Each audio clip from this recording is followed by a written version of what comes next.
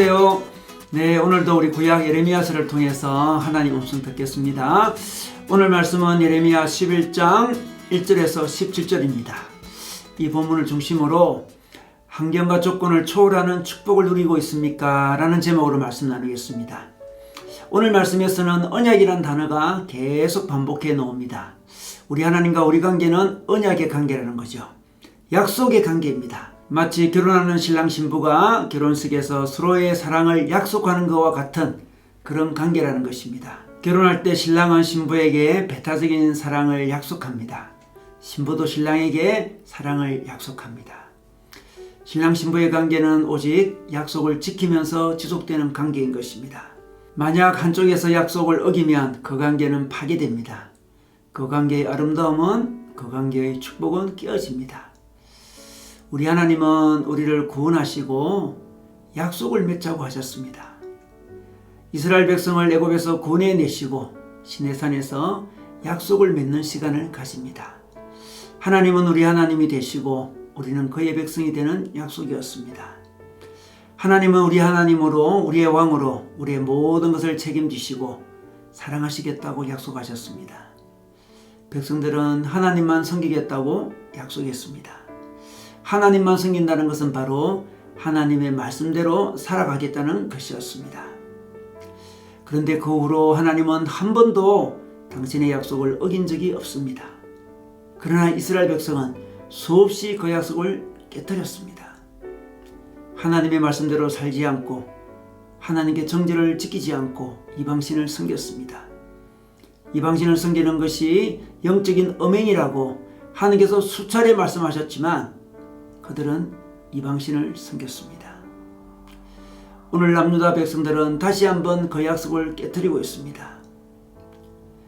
요시야 왕 때 그들은 다행히 성전을 수리하면서 성전에서 하나님의 말씀을 발견하고 하나님의 말씀을 지키는 회복운동이 일어났지만 그 후에 또다시 말씀대로 살지 않고 오늘 이방신을 섬기게 되었습니다. 하나님 앞에 하나님의 말씀대로 살지 않는 것이 바로 약속을 깨뜨리는 것입니다. 하나님께 배신하는 것은 극단적인 죄를 짓는 것이 아닙니다. 말씀을 가까이 하지 않으면 결국 약속을 저버리게 됩니다. 부부 사이도 마찬가지입니다. 처음부터 노골적인 음행을 저지르지 않습니다. 처음에는 서로의 말을 귀담아 듣지 않는 것부터 시작합니다. 대화가 사라집니다. 소통이 되지 않습니다. 서로 무슨 생각을 하는지 알지 못합니다. 오해가 쌓여갑니다. 그러면서 관계가 점점 파괴되어 갑니다. 그러면서 어려움이 오거나 유혹이 닥치면 그 관계는 무너지고 마는 것입니다. 우리가 하나님과의 약속을 깨뜨리고 하나님과의 관계가 깨어지면 우리 삶에 어떤 일이 일어날까요? 어떤 불행이 닥칠까요?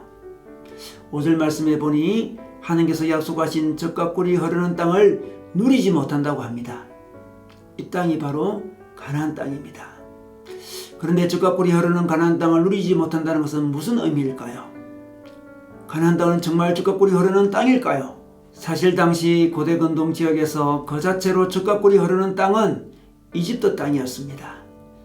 나일강의 범람으로 인하여 땅이 비옥했습니다. 그리고 유프라테스 강과 티그리스 강 사이에 위치한 정말 비옥하게 거지없었던 메소포타미아 지역이었습니다.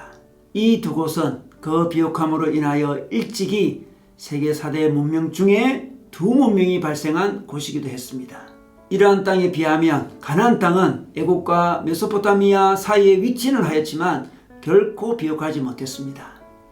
가나안 땅 중에서 요단강 주변과 갈릴리 호수 서남쪽 일부를 제외하고는 대부분이 그다지 좋은 땅이 아니었습니다. 더욱이 가나안 땅은 강우량이 적어서 농사를 짓기에 적합한 곳이 아니었습니다.